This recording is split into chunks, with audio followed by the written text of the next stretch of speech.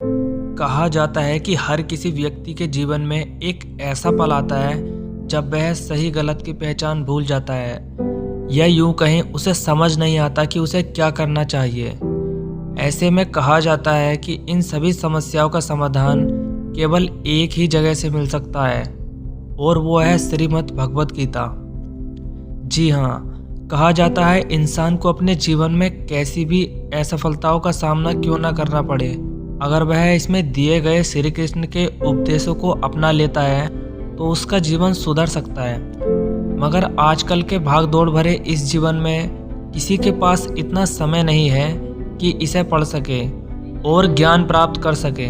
इसी कड़ी में आज हम आपको बताने वाले हैं कि श्री कृष्ण द्वारा बताई गई कुछ ऐसी ही बातें जिन्हें समझना प्रत्येक मनुष्य के लिए बहुत लाभदायक साबित हो सकता है। श्री कृष्ण कहते हैं कि प्रत्येक व्यक्ति को ब्रह्म मुहूर्त में उठना चाहिए।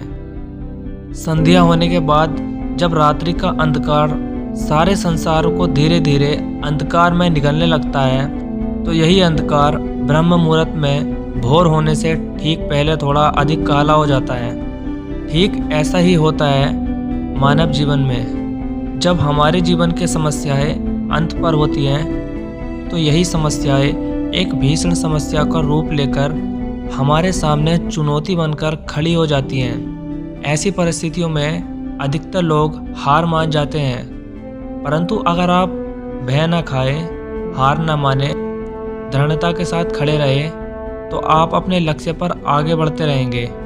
तो प्रकाश के रूप में हमारा स्वागत करने के लिए सूर्योदय हमारा स्वागत करता है। बरगद का वृक्ष जितना विशाल होता है उतना ही दृढ़ भी होता है।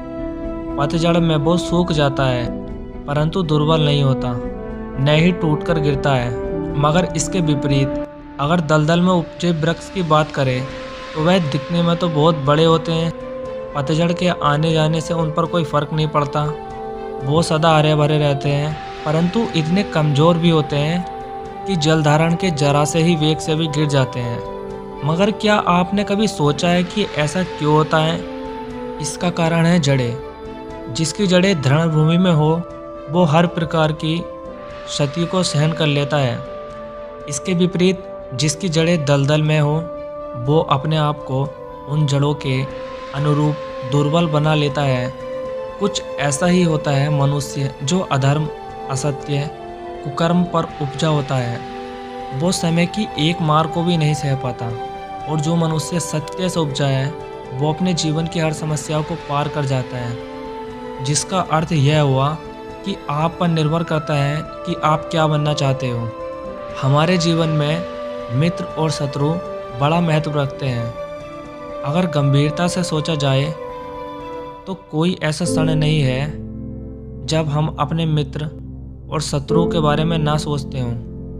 हमारा हर कार्य या तो हमारे मित्रों के हित के लिए होता है या अहित के लिए होता है, बल्कि प्रत्येक व्यक्ति चाहता है कि उसका नाश हो जाए, जिसके लिए वो उसे हर तरह से हानि पहुंचाने की भी कोशिश करता है।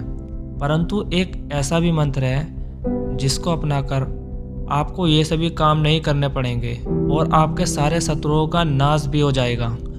और वो मंत्र है, उसको अपने मन में मित्र मानकर उसे माफ़ कर दीजिए।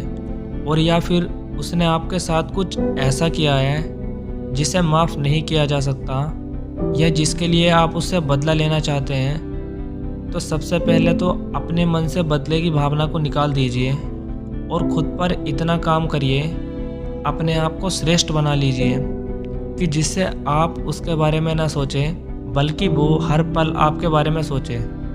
और भगवत गीता में भी इसकी तरह और भी बातें हैं जो श्री कृष्ण द्वारा बताई गई हैं। अगर आप भगवत गीता का और भी ज्ञान लेना चाहते हैं तो आप हमारे चैनल को सब्सक्राइब भी कर सकते हैं।